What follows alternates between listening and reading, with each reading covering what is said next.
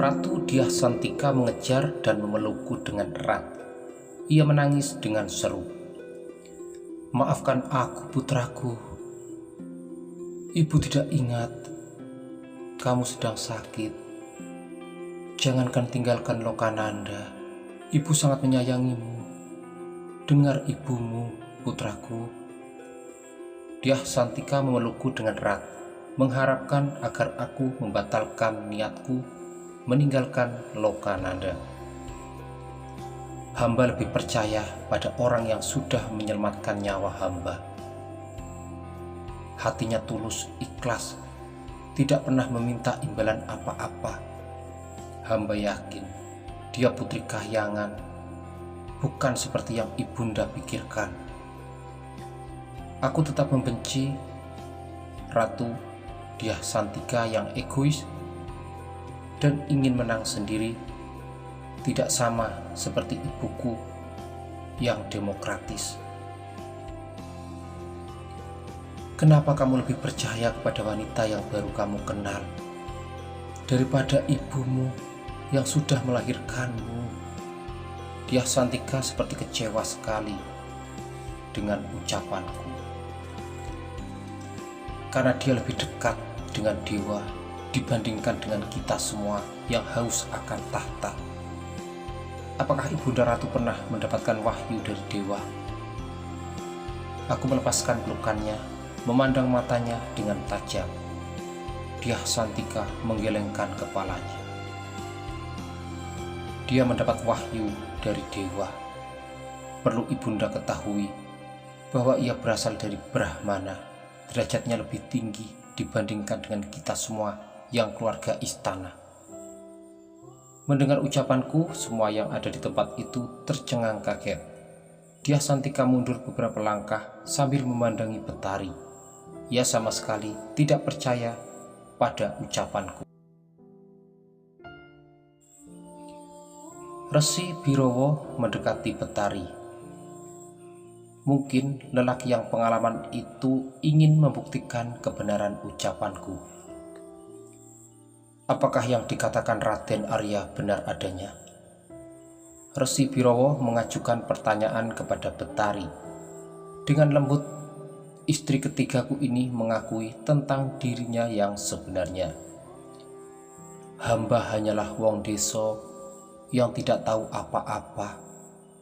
Suatu ketika suami hamba yang bernama Alugara berubah wujud menjadi gada dan meminta agar hamba mengembalikannya ke kahyangan. Hamba diangkat ke kahyangan Argodumilah oleh bidadari dan dipertemukan dengan Sang Hyang Narada. Pukulun memberikan wahyu kepada hamba dan mengganti nama hamba menjadi Betari. Betari yang artinya setingkat dengan bidadari. Betari menganggukkan kepala dengan pelan, pertanda ceritanya telah berakhir. Apa isi dari wahyu yang kamu terima? Resi Birowo ingin tahu lebih jauh lagi tentang dirinya untuk membuktikan kebenaran ceritanya. Kemudian Betari mewedar wahyu yang pernah diterima dari sang pukulun Batara Narada. Dengan lembut dan suara yang sangat merdu, ia merapal sebuah sastra yang sangat indah, namun sayang menggunakan bahasa Sanskerta yang sama sekali tidak ku ketahui artinya. Suatu keanehan terjadi ketika Betari selesai mewedar wahyu yang pernah diterimanya. Aku dan beberapa orang yang berada di tempat itu seketika kaget, heran melihat sebuah peristiwa yang sangat aneh. Sekujur tubuh Betari bersinar dengan warna-warni, mengeluarkan bau yang sangat harum. Wajah Betari berubah menjadi sangat cantik, bahkan mengalahkan kecantikan Putri Anindita. Betari tersenyum manis. Ia dengan tenangnya menghaturkan sembah kepada Resi Birowo. Melihat itu, Bopo Resi Birowo bersujud di hadapan Betari. Ampunkan kelelahan hamba Sang Betari. Hamba dan seluruh rakyat Lokananda meminta keberkahan darimu Lindungilah rakyat Lokananda yang hina ini, duh Sang Betari. Resi Birowo bersujud memohon ampun kepada Betari. Aku sendiri merasa heran, karena baru sekali ini melihatnya melakukan hal itu. Bangunlah Resi, kamu tidak pantas melakukan itu padaku. Bukan aku orang yang seharusnya kalian sembah, tapi Sang Hyang Widiwesa yang sudah memberikan kalian kemakmuran. Bangunlah Sang Resi. Dengan pelan dan lembut, Betari menyuruh Resi Birowo untuk bangkit. Prabu Maesatirta dan seluruh yang hadir hanya melongo, tidak bisa berbuat apa-apa. Hamba hanyalah istri dari Kanda Arya. Izinkanlah hamba mengabdi padanya. Hamba tidak meminta apapun dari gelimangan harta yang melimpah di Lokananda ini. Hanya satu yang hamba pinta, berilah hamba kesempatan sekali saja untuk mengetahui keadaan rumah suami hamba. Seperti yang Kanda Arya pinta, setelah itu hamba akan kembali ke Selo, karena tugas hamba di sana cukup berat. Betari melanjutkan kata-katanya. Ibunda Ratu Dyah Santika tidak berkedip memandang wajah Betari yang bersinar.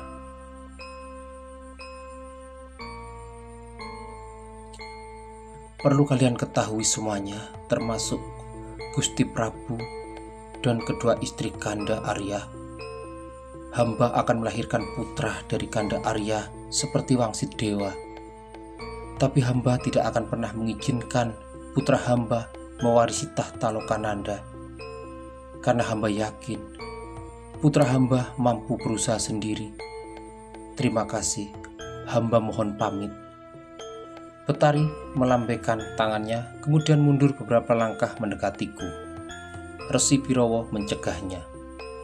Betari, hamba mohon, sudilah kiranya Sang Betari tinggal di istana ini beberapa hari saja, karena kami sangat membutuhkan Sang Betari. Resi Birowo menahan Betari untuk tinggal beberapa hari lagi di istana ini, tapi nampaknya istriku itu tidak mau. Kalian tidak ramah menyambut kedatangan hamba dan menganggap jika hamba lebih hina daripada sampah. Mata kalian sudah dibutakan oleh derajat, sehingga wajah miskin seperti hamba tidak berharga di mata kalian. Maaf Sang Resi, lebih baik hamba pergi dan melupakan pertemuan ini. Betari memandang Resi Birowo dengan tajam, sementara laki-laki tua itu menunduk seperti menanggung beban penyesalan yang teramat berat. Gusti Prabu, kenapa Gusti hanya diam, tidak mencegah menantu Paduka? Resi Birowo memandang Prabu Maesatirta dengan penuh pengharapan agar Raja Lokananda itu berubah pikiran, mengingat Betari bukan orang sembarangan. Apa yang mesti aku lakukan, Bopo?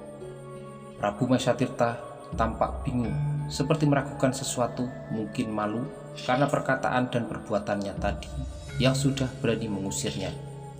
Gusti, berikan sembah hormat kepada Sang Betari. Dia bukan wanita sembarangan. Kulihat aura Laksmi terpancar di tubuhnya. Mendengar ucapan Resi Birowo, Prabu Maesatirta dan seluruh keluarga istana termasuk Ibunda Ratu dan kedua istriku bersujud menaruh hormat pada Betari. Apa yang kalian lakukan? Betari heran melihat kelakuan Prabu Maesatirta dan kawulanya yang menyembahnya. Terimalah sembah hormat kami Sang Betari. Hamba mohon ampun atas kelalaian hamba dan perlakuan hamba terhadap Betari. Hamba hanya orang bodoh yang tidak tahu terima kasih. Ampuni hamba, Betari. Prabu Maesatirta merengek-rengek minta maaf. Betari mendekati Prabu Maesatirta dan membangunkannya. Hamba sudah memaafkan Gusti Prabu. Hamba sadar siapa hamba yang hanya wong deso. Bangunlah Gusti. Gusti Prabu dan Gusti Ratu tidak pantas melakukan itu pada hamba. Betari membangunkan Prabu Masatirta dan Ratu Dyah Santika yang seketika keangkuhannya melebur seiring dengan terbongkarnya siapa Betari yang sebenarnya. Prabu Masatirta mengharap agar Betari mau tinggal dan menetap di istana, namun Betari seperti keberatan. "Baiklah Gusti, hamba akan tinggal di istana ini beberapa hari. Setelah tahu dan kenal dengan keluarga istana, maka hamba akan kembali ke Selo." Betari menyanggupi permintaan Prabu Masatirta, namun hanya untuk beberapa hari saja sesuai dengan permintaannya waktu itu. Betari mengurungkan niatnya untuk kembali ke Selo. Prabu Masatirta memelukku dengan erat, disusul oleh Dyah Santika yang menangis menyesali perbuatannya. Dengan berat hati aku memaafkan semua kesalahannya. Putri Anindita mendekatiku dan bersujud di kakiku. Dengan selendang kuning yang mengikat pinggangnya, ia membersihkan terompahku. Aku mengangkat tubuhnya dan menatapnya dengan tajam. "Apa yang kamu lakukan, Dinda?" Dengan heran aku memandanginya yang melakukan keanehan. "Ampun Kanda, izinkanlah hamba membersihkan terompah Kanda yang kotor sebagai tanda penghormatan kepada Kanda yang kembali dari Palagan dengan selamat." Aku memeluk Putri Anindita dengan erat seperti menumpahkan segala beban kerinduan yang terpaut cukup lama sekali. Putri Anindita menceritakan keadaan Anjani yang sering sakit selama kutinggalkan. Ia sangat mencintaiku. Dengan kepergianku mungkin ia merasa kehilangan. Oh iya, mana dia? "Kanda." Anjani memelukku dengan erat sambil menangis. Ia menumpahkan semua perasaan sedihnya di dadaku. Aku terharu melihat cintanya yang begitu tulus padaku. "Sudahlah, kamu jangan khawatir. Aku sudah kembali. Kamu yang tenang dan bersabar." Aku mengelus rambut Anjani yang panjang dan lurus. Setelah itu aku mengajak ketiga istriku masuk ke kaputren. Sementara Prabu Masatirta dan Resi Birowo masih membicarakan sesuatu.